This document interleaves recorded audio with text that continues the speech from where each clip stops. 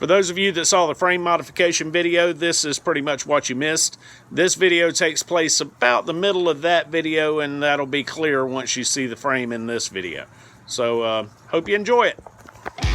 I'm Johnny Mac, and this is my garage, where we never get anything right on the first try. Join me as we work on super cool projects around the garage. Go to car shows and cruise-ins where we'll showcase classic cars and trucks, hot rods, rat rods, and mini trucks. Along the way, we plan to turn this 88 S10 into a show-worthy lowrider. We never know what's going to happen, but one thing's guaranteed. Sometimes you gotta tear it all down and start over.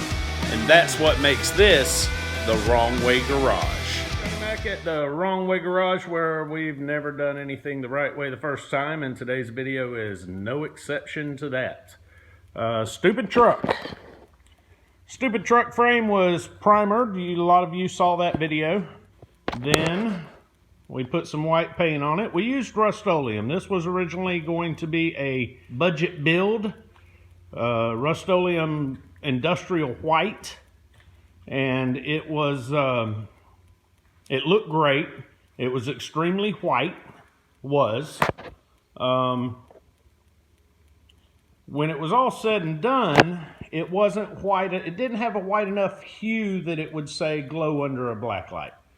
So after about 2 weeks of research and a lot of phone calls to every single paint manufacturer in the country, Joe Nicewonger finally put me in touch with an old school paint guy out of Las Vegas. Talked to him, and he's like, yeah, man, that's what you need to do. I'm like, I've talked to every paint company on the planet, and nobody had answers. But the old school guy in Vegas, boom, had it going on. So here's where we sit at the moment. I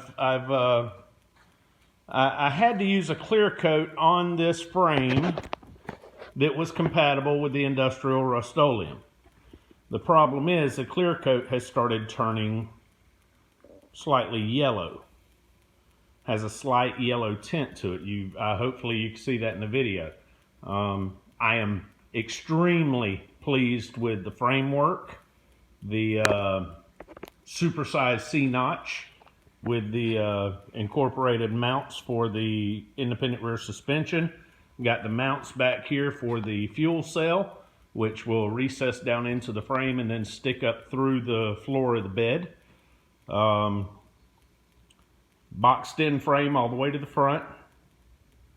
I'm extremely happy with the metal work. And you can see the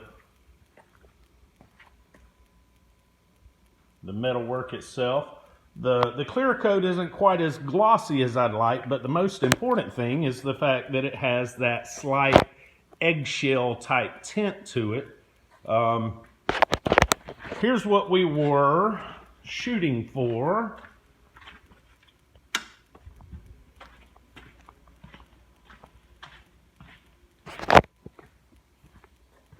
With the frame.